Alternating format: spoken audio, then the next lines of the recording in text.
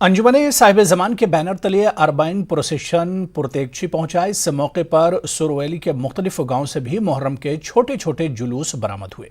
इनमें नमसूरू, खाउस, ताइसुरू के नाम अहम हैं।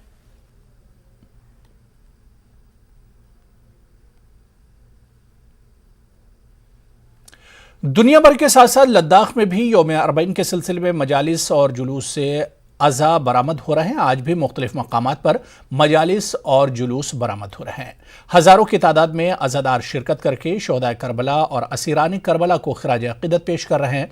इसी कड़ी के तहत लद्दाख में तारीख़ इस्लाम के अजीम कुर्बानी को याद करने के लिए हज़रत इमाम हुसैन और उनके शहीद साथियों का चहलम जोशो जज्बे से मनाया जा रहा है।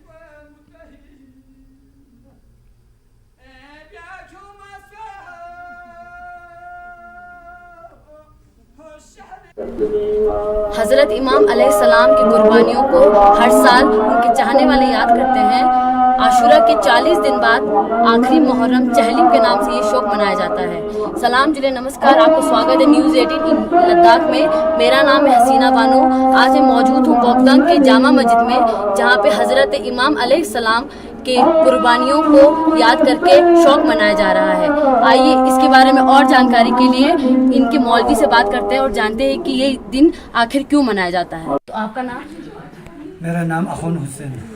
तो जैसे कि आप इस गांव के मौलवी हैं, तो आप बताइए कि इस दिन को चहलिम के नाम से क्यों मनाया जाता है?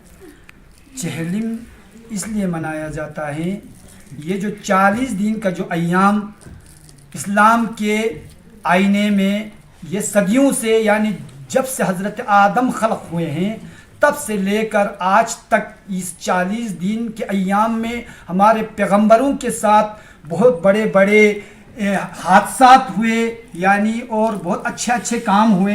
अल्लाह के निज़ाम में ये एक 40 दिन का जो 40 सनतन, ये 40 दिन का जो अय्याम है, इसमें एक नजात का रास्ता भी अल्लाह ने दिखाया है।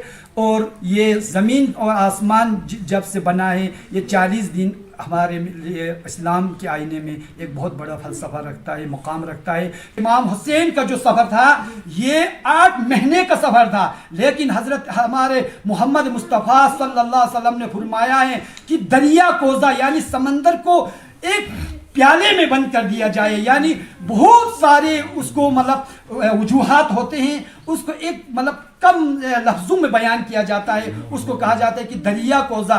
लेकिन उस अय्याम को हम 40 दिन के मियाद को बरकरार रखते हुए 40 दिन का अय्याम चहलुम के नाम से हज़रत इमाम हुसैन अलैहिस्सलाम और उसके अहल अयाल को जब यजीद के दरबार में शाम तक घुमा फिरा कर वापस ये नजात की कश्ती मदीना में पहुँचे थे, इसमें एक 40 दिन का अय्याम रखा। हम ये 40 दिन के अय्याम को तब से मनाते हुए आए हैं। अरबाइन इसी का नाम है।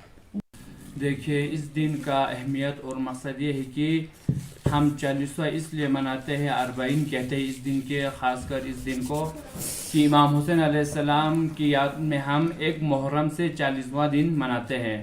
और इमाम हुसैन ने सिर्फ ये करबला में इसलिए जंग लड़ा था कि इमाम हुसैन अलैहिस्सलाम का मकसद था कि इमाम हुसैन सिर्फ इंसानियत के लिए ये काम की थी, और इमाम हुसैन ने इंसानियत को बचाने के लिए।